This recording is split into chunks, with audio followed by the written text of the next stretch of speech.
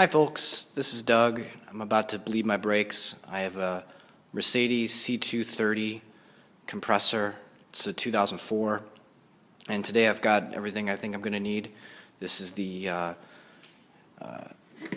it's a 11 millimeter wrench for turning the valve, the bleed valve. Got a lug nut wrench. Of course, take the wheels off. We're going to jack up the car. We're going to do the right rear and then the driver rear first. Then we're going to loop around to the front and do the front passenger side and then front driver side. So we're going to need a lug nut wrench. I also bought a Motive pressure bleeder. That looks like one of the better ways to do it. And they actually sell a black model, which is basically just an anodized metal cut fitting that's going to go right on the master cylinder and pressurize it. So to hook that up, because it's made for, it's an attachment that comes with it, we're going to hook that up with some plumber's tape that I've got here and some pliers. I also bought some shop rags. This is the Motive brand or whatever. It's the collection tube for the brake fluid, a light in case we need to see. Of course, you want gloves. I'm also using, I think this is made in Germany too. It's .4. This works fine for the Mercedes. That's what it says on the cap.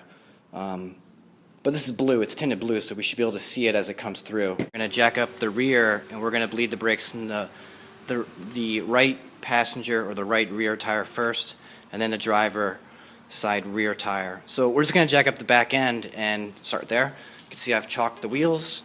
Back around here, got my jack. I got a nice floor jack that is a little. It can go as low as the front end, which is a little bit lower for when we get up there. But for now, we're just going to hit that differential, and that's the jack point for this car. Alright guys, so floor jack's just about in place here. I'm going to come around,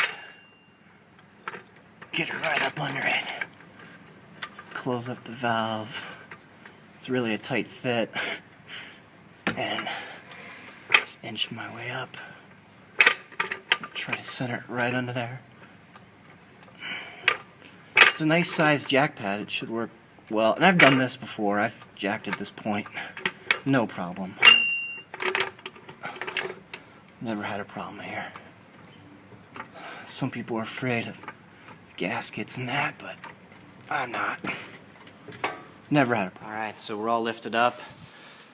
We're actually not all the way because you want to be able to loosen your lug nuts. So keep with the tires still touching, we're going to break the nuts here.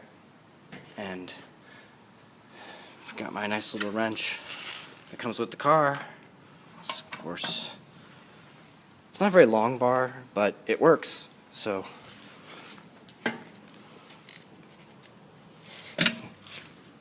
can even do it one-handed. Then I've got these jack stands here that what we're going to do is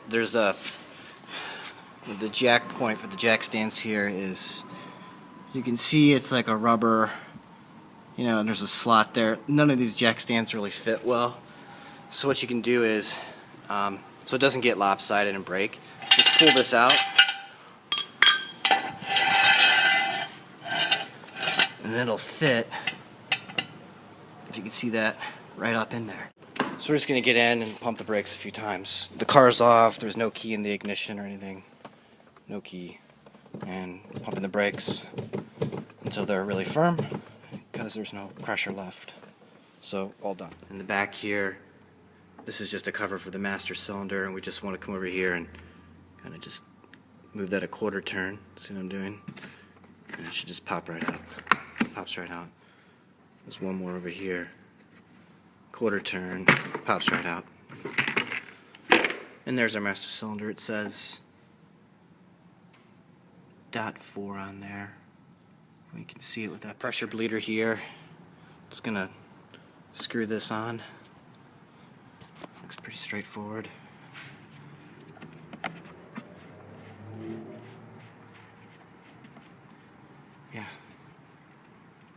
Yeah, it's on there pretty good. Just, I'll hand tighten it. We're only gonna put 15-20 pounds in it most. So it's pumped up to 10. We'll see if it holds. But the goal here is just to check for leaks. And also, I'm going to be doing doing this dry. I'm not going to be putting fluid in the pressure bleeder. I'm just going to be pushing air through here. So I'm going to be filling up the master cylinder a little bit here, as long as we hold pressure. All right, it looks like we're holding pressure. Okay, so covered everything up with rags here to prevent any brake fluid from dripping on my car, and clean my funnel off really well. Make sure there's no dirt or dust anywhere in that funnel.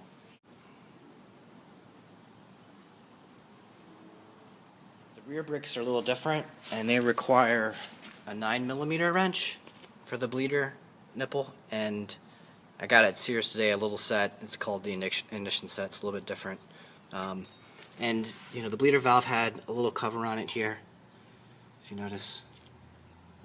Hang on to that, keeps it clean. If you notice, we're starting back here on the passenger side rear, and I got my, container here to collect the brake fluid and hook this up.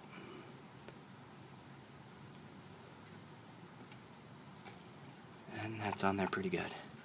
So we're ready to go. I think all we're going to have to do is just open up the valve here.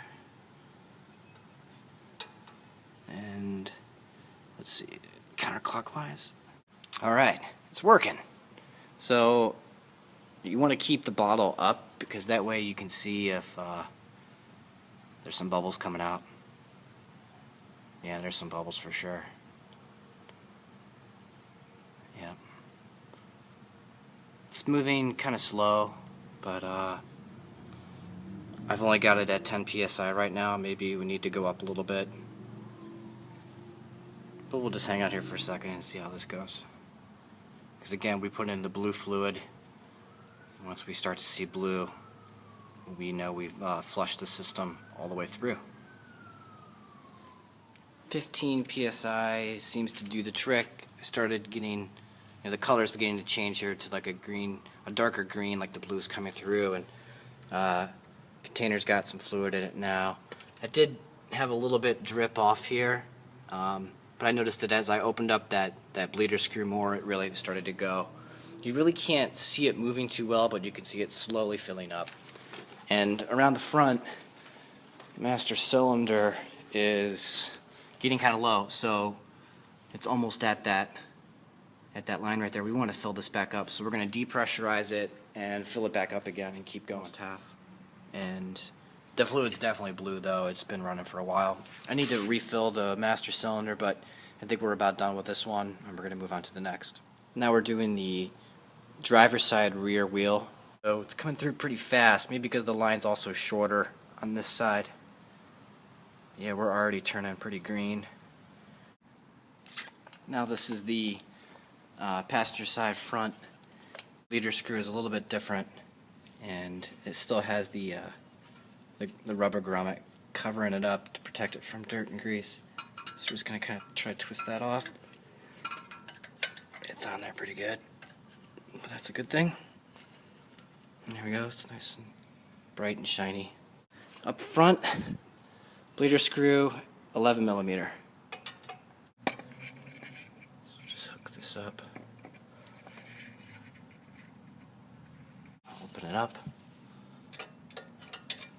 Counterclockwise.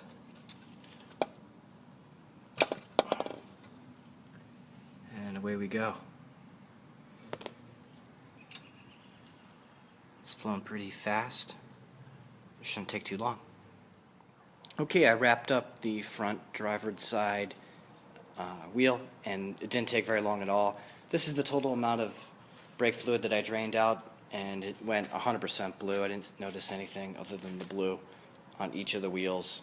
So they all went through, and I have a little bit of fluid left in this container that I bought, which is fine. I'd rather have more than not enough for the job. But I guess you're not really supposed to use this or hang on to it after like a week or so, because it starts to absorb moisture in the air once it's been opened. So we're going to top off the master cylinder here. It came down, and I have to bring it back up to the max, or probably just a little bit below the max. And then we're done. So thanks for watching. Appreciate it.